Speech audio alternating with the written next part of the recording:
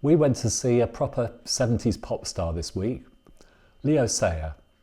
He's 77 and by the way, still great.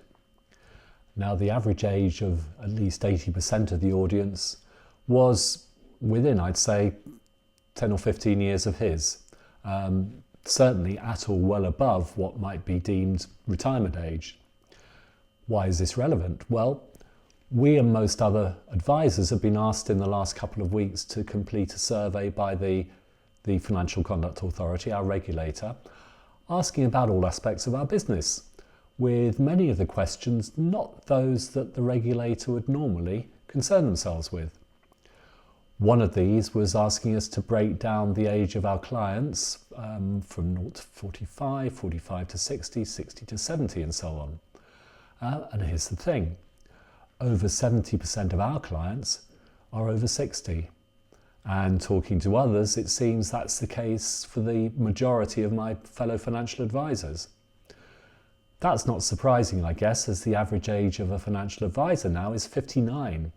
And it's always been said that our clients are generally aged within 10 years of us, a bit like Leo Sayer's fans. Now, this ageism applies not just to our existing clients, but to many or most of the new clients we take on. The logistics, compliance requirements and so on of providing the service we need to provide generally means that it's those who already have money rather than those trying to get some that we serve or that we can serve economically. And this of course begs the question, how are the next generation actually going to get any money? As we've often discussed, those old final salary pension schemes disappeared some years ago. Workplace pensions are sadly no substitute, and many, including some not a million miles away from my own family, choose to opt out of even those because they need the money now to pay soaring rents, live their lives. Many or all of the same things that many or all of us did or thought when we were young. So, two conclusions here. The up and coming, or maybe at least the under 50s, are in need of help and advice, whether or not they know it. And I'd say if our businesses as financial advisors are to be sustainable, we need to have the up and coming in. If I look at my own clients, many of those were in exactly that category 20, 25 or even 30 years ago when they first became my clients in one of my previous iterations as a financial advisor. Something else I've talked about before is the demise or the banning of commission. Of course designed to make savings plans and pensions cheaper and better value. However, the law of unexpected consequences always applies, and this meant that for most advisors, it's actually not been worth talking to clients or prospective clients about those pensions and savings plans. Until, of course, they've already got some. A potentially growing vicious circle. And yet, here's an interesting thing. We've been in the fortunate position not to have the time or capacity to take on many new clients in recent months. When the wrong button was pushed, and yes, I actually accidentally told the world that we could take some on, we immediately had 3 new inquiries from young people saying something to the effect of, I haven't got any money at the moment, I'd like to get some and I want to save, and can you help me? And from everything I've just told you, the answer, well, should surely be yes.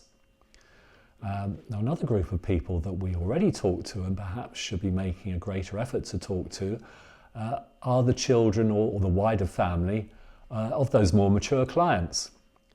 Now that often happens quite naturally as parents ask us to chat to them about arranging savings plans, which actually we're happy to do as we treat them as part of a family group for costs and charging purposes. But all here agree that we should give this more attention, because sadly none of us are immortal and numbers of those older clients will pass on, and when they pass on their wealth. And it should be, we'd like to think, we who help with that inheritance, helping the next generation to make their own next generation perhaps as comfortable as they've become. So all of this means, I think, that we need to rethink the way we do things. And we are, knowing that if the majority of that younger generation can't afford or think they can't afford to save or put money into a pension, they're very unlikely to pay us a chunky fee or fee of any kind to supposedly help them make money maybe 10 or 20 years in the future. For the majority, a simple structure for organising their savings, some pointers in the right direction are what's needed.